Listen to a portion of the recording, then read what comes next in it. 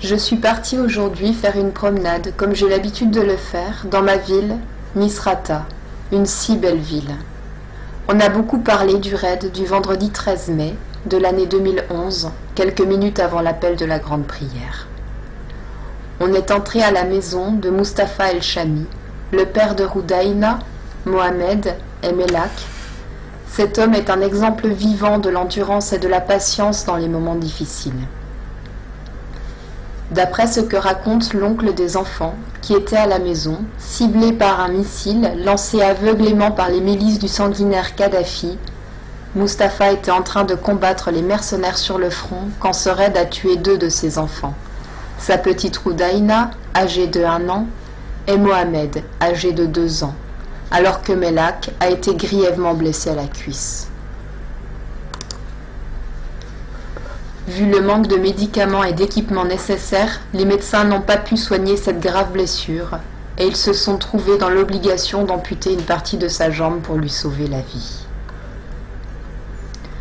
Quand j'ai accédé à l'intérieur, sans tarder je me suis dirigée vers la chambre où se trouvaient les enfants, une petite chambre dans la maison la plus modeste qu'on puisse imaginer.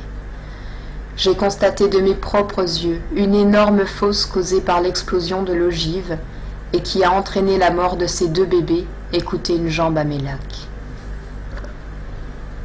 Quelques débris de jouets de ces enfants étaient éparpillés dans la chambre et j'avais l'impression d'entendre leur rire innocent retenu dans cette chambre, alors qu'ils ne soupçonnaient même pas qu'ils allaient devenir les victimes de ce tyran, Kadhafi, comme s'ils avaient commis un crime pour mériter un sort pareil. Et quel crime! Un bébé comme Roudaïna ou Mohamed de 2 ans, qui ne sait même pas encore prononcer un mot, et Melak, dont le nom signifie ange, innocente qu'elle est. Même quand je suis sortie de la chambre, il y avait encore d'autres débris, et quelques restes de leurs jouets, et leurs lits de bébés projetés partout.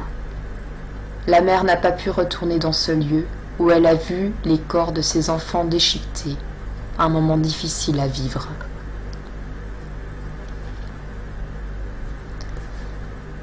Après, on est resté causer avec leur oncle, Hicham, qui nous a raconté les moments du bombardement.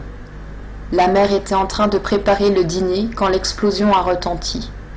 Un obus aveugle qui ne discerne pas entre un adulte et un enfant.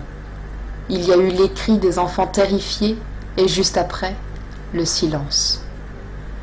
Le silence qui annonçait la mort de Radina, Mohamed et Melak, presque mortes, gisant dans son sang.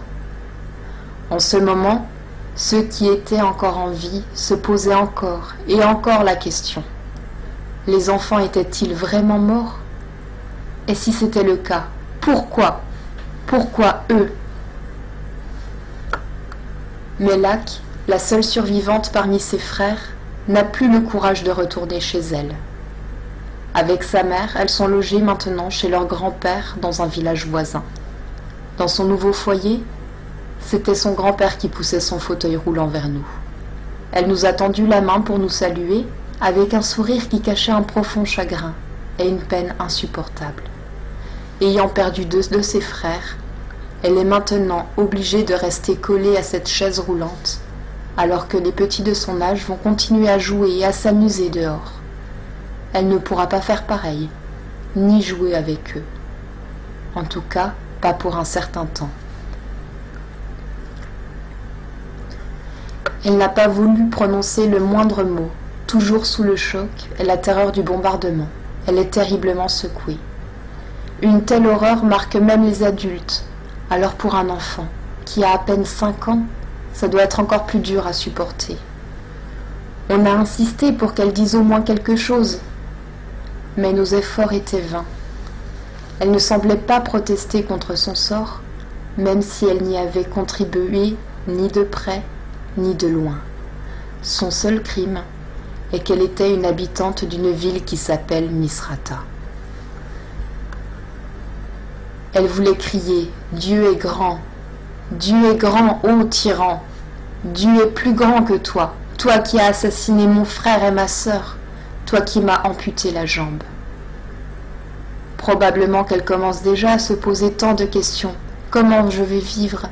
Quel destin me réserve l'avenir?